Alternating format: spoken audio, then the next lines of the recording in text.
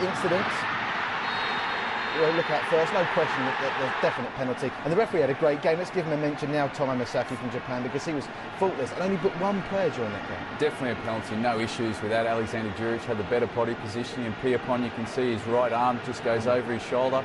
And then Mustafiq stepping up, first of all, to slot it home, and then Kyle Amri to encroach, and the referee stating that the penalty had to be taken again. So that's naive play from Kyle Amri, I must say that. It's not difficult to stay outside the box, but then from Mustafiq to step up and do this on the second occasion. In the opposite corner. Excellent composure, and gave a goalkeeper absolutely no chance whatsoever. So that was the only goal of the first 45 minutes as Raleigh celebrates what would have became the first of 3 Singapore goals. Thailand had to start the second half better than they started the first, and they did, PJ. Excellent start to the second half for Thailand. It was the Thailand that we expected from the beginning. They moved the ball quicker, they generated plenty of options out wide, which was their key, and getting the ball into the box, which caused them some trouble. Terrace in with an effort early in the second stanza there. Now, what do you make of this? A sharper handball?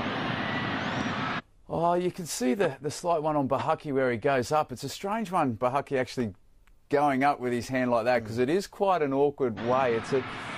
Even when you freeze frame it there, it's very difficult to say. Very slight. Difficult to see.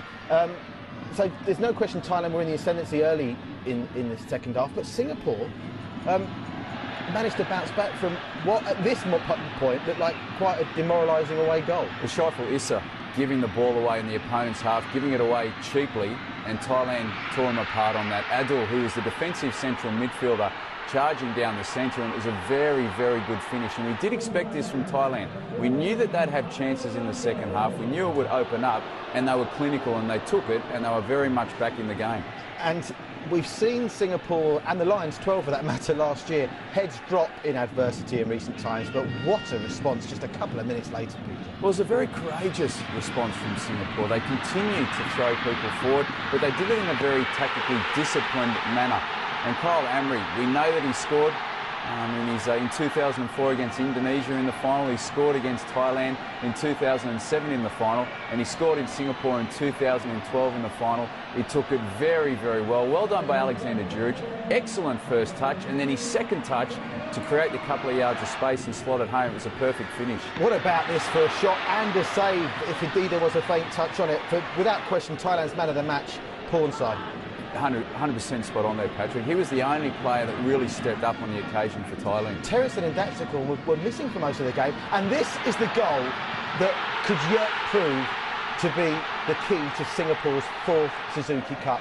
What a great blow to Thailand. And interesting choice on the corner. So many occasions you see when there's only a couple of minutes to go and you're holding on to the lead to keep the ball in the corner and just try and kill the time. But they've got it into the box and they deserve winners. And if Bahaki did